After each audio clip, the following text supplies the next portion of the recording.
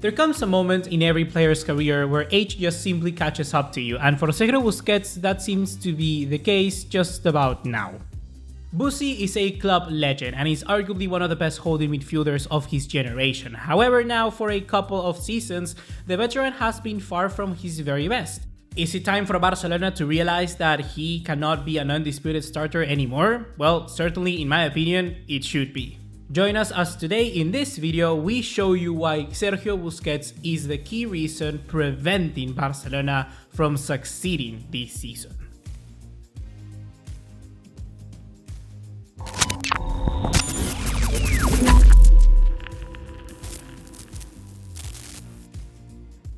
What's going on, guys? 𝗀𝗂𝘁𝗀𝗏 BugaLuis here. Welcome back to another video here on the channel. And the thing about criticizing veterans is that nobody likes it. They are great servants to a club and have achieved so much, with Sergio Busquets being a clear example of that. Therefore, when it comes to actually pinpointing him as one of the main reasons why Barcelona may not succeed this season, it's a very bold claim. So I do not blame you for just striking at me. But the reality of the matter is that even though if you want to hide the truth, Busquets is at the core of the problem for Barcelona now when it comes to a systematic approach. When it comes to making this 4-2-3-1 from Koeman work, Busquets is just simply not up for it. My reasoning for this video comes after just watching his recent performance in El Clásico against Real Madrid. That has been probably one of the most chaotic, underwhelming, poor performances I've seen from a player of his stature in world-class football. We are going to be getting to that point, and I'm going to be showing you evidence of simply how Busquets is failing to achieve the very basics of his position. But before that, I believe it would be unfair to produce a video criticizing Busquets without recognizing what he has done already for the club. Only there and then we will understand the gap in the difference of quality that he shows now to what he previously did. The brilliance of Sergio Busquets is pretty much almost impossible to describe. It is something that you have to see with your very own eyes, but I'll try to do my best here.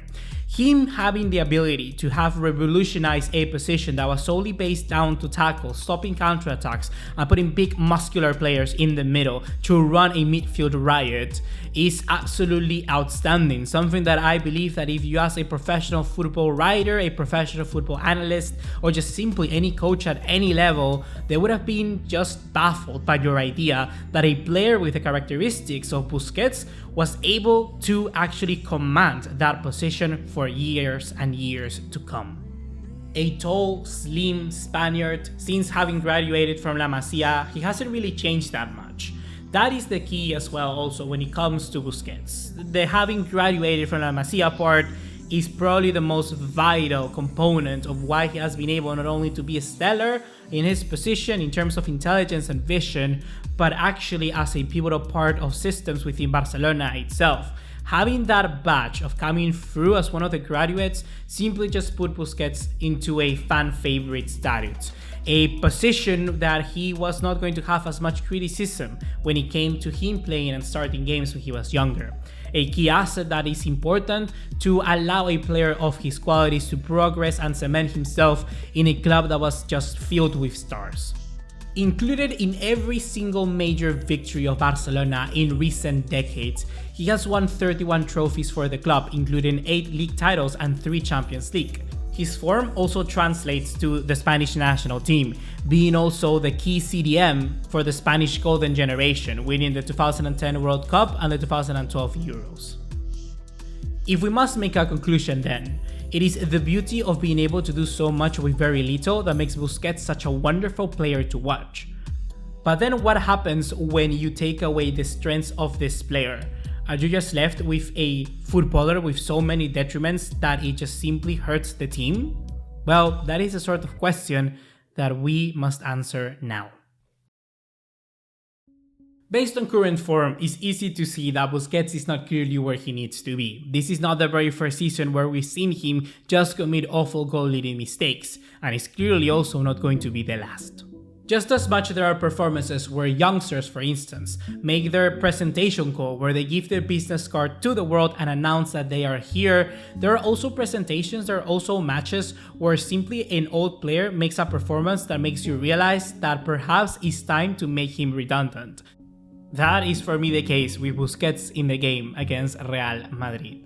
On paper, Busquets produced an incredible performance. When it comes to that facet of his game, he's almost untouched. We're talking about 83 passes, we're talking 92% accuracy, 17 more than Real Madrid and 8 more than any other Barcelona player. On the ball, incredible. Penetrating passes filtering through, the capabilities of keeping the team composed under pressure, and most importantly, the ability of breaking low defensive blocks still makes him a very relevant piece to the jigsaw. But off the ball is here where those 32 years of age really makes him look like an old veteran retired player. 32 is not that old by any means, but when you take a look at the amount of game time that Busquets has accumulated through the years, it really makes you understand that perhaps there are some players that retire earlier than others.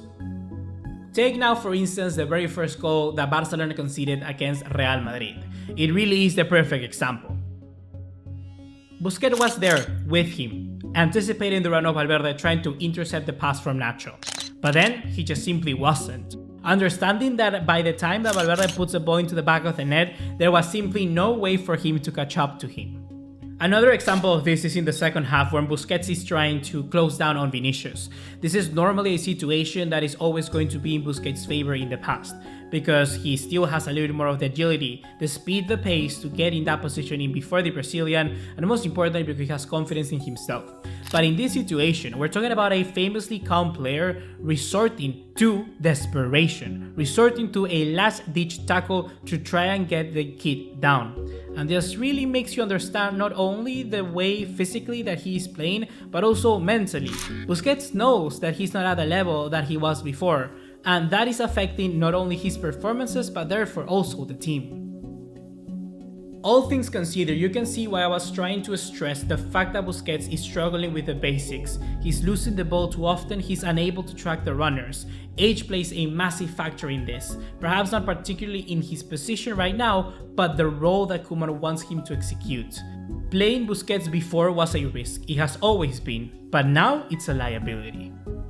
Let's remember that before Busquets played with two midfielders, two extra players next to him that were able to cope for the gaps in spaces in behind.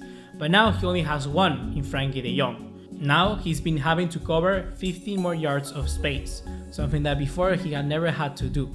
That is why Koeman actually surprised me that he's selecting Busquets more and more for the matches, for the important big ones, because he is just simply not able to match up to that task.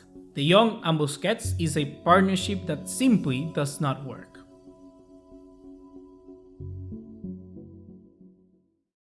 So how can we move on from this? How can we actually make Busquets still a useful tool for the team, but one that actually knows when to come in for the right precise moments? Well, it's very simple. It's dropping Sergio Busquets from the starting lineup. The system will not change, so therefore Busquets must go. It's hard to give a player that hasn't impressed that much since coming in with 𝗀cie de Jong, taking that position of what is one of the biggest legends the club has ever seen. But it's the right move that needs to make. Here is where I feel a bit of compassion with Ronald Koeman, because Busquets, unlike Luis Suarez or Ivan Rakitic, which are still very big legends and should be recognized as that as here at Barcelona, you are talking about a player that has that link from a very young age. Having graduated from La Masia, it makes him ever so more special in the history books of the club. You don't ever imagine that Busquets could play for another team besides Barcelona, and perhaps that is also what Koeman thinks. But the club now has the players to make the team better, has the opportunities to give for other youngsters to take that position and actually make a more competent squad. We're talking about a team that only needs simply a younger, fresher mind in there. Perhaps not at the talent levels of someone like Busquets, but that can simply cover up more space and give the team more solidity. We're talking about Pjanic, a player which is just 2 years younger, but has clearly shown that he's capable with the passion and thrives that he has for this club to actually perform that role. And his game with 𝗀cie de Jong next to him against Juventus is the clear sign that for me that's the way to go. You may say it's all bad form, but it really isn't. It's a system that simply Busquets is not favored in. Benching someone like Busquets is wrong. This problem isn't going to be fixed until he's gone. So, let me ask you, isn't having a player preventing the success of a club also wrong? That's going to be everything for you right now, guys. Hope you have enjoyed. Be sure to drop us a like and leave us a subscribe for more content just like this one. And I'll be awaiting you eagerly for my next video. See you in the next one. Take care. Thanks for watching. Ciao, ciao.